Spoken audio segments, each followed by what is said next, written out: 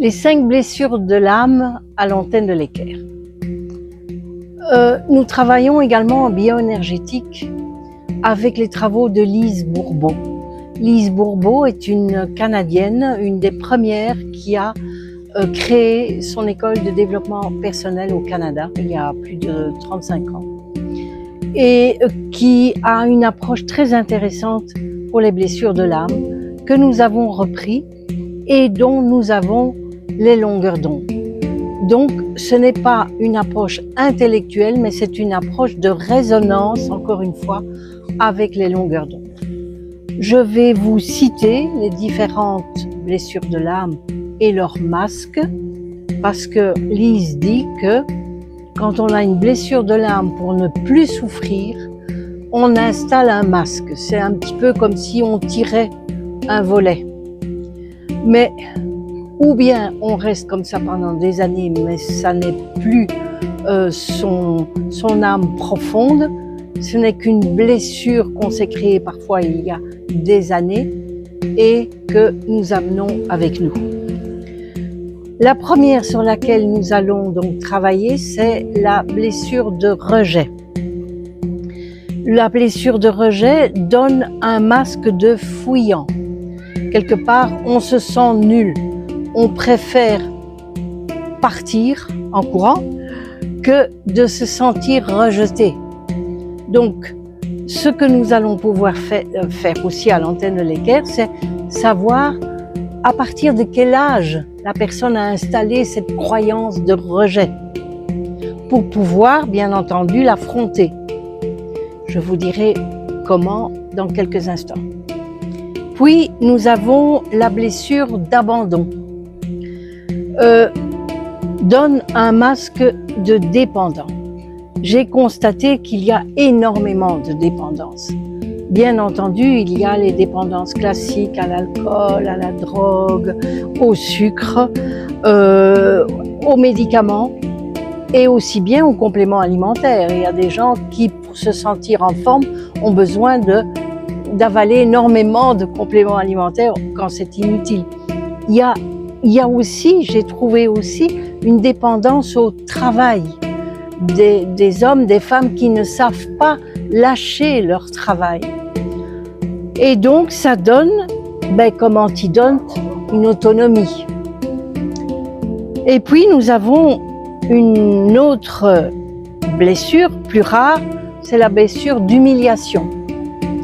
L'humiliation, ça donne un masque de masochiste, donc de culpabilité extrême jusqu'à se faire mal. Ça donne comme antidote, bien entendu, l'estime de soi qu'il faut travailler. Puis vous avez également une blessure d'injustice. D'injustice, c'est le masque de rigide. Le rigide va chercher la perfection. Or, ça n'existe pas.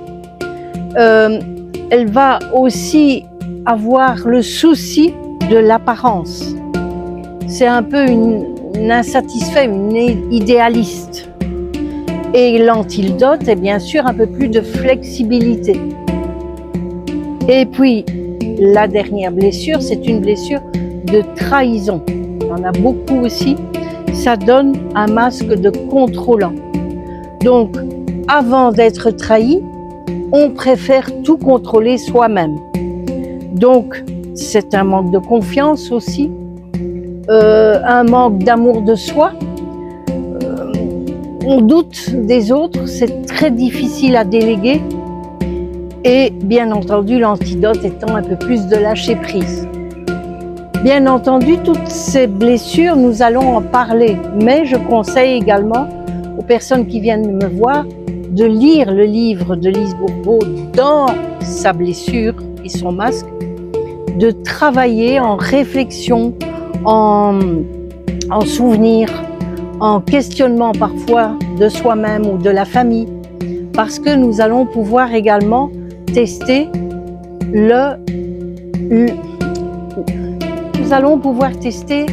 l'année, l'âge à laquelle la blessure s'est installée. C'est parfois très jeune, mais parfois aussi l'adolescence.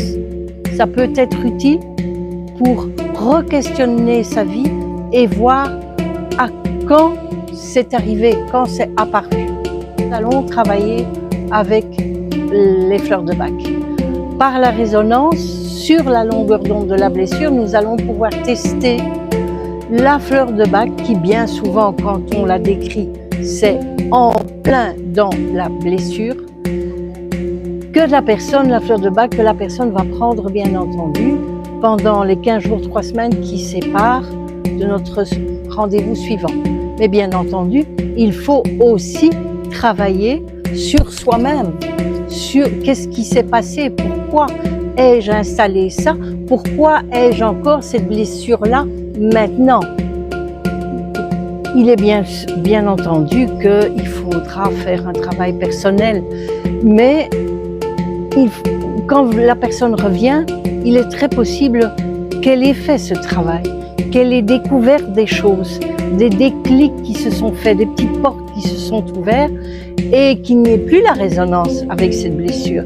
Elle va me confirmer qu'il y a des choses, effectivement, des actions qu'elle a entreprises qui ont changé l'approche de sa vie, de son entourage professionnel ou amical.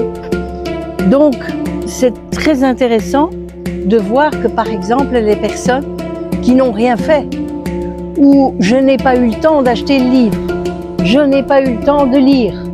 Ah, mais j'ai bien pris votre petite bouteille là, hein? Bon, ben ça sert à rien. La résonance avec la blessure, elle est toujours là. Et la fleur de Bach, ben, c'est juste à ce moment-là l'apéritif. Donc, on retravaille ça pour que la personne soit bien consciente que ça vient d'elle-même. Et je ne peux que l'inciter à travailler sur elle-même.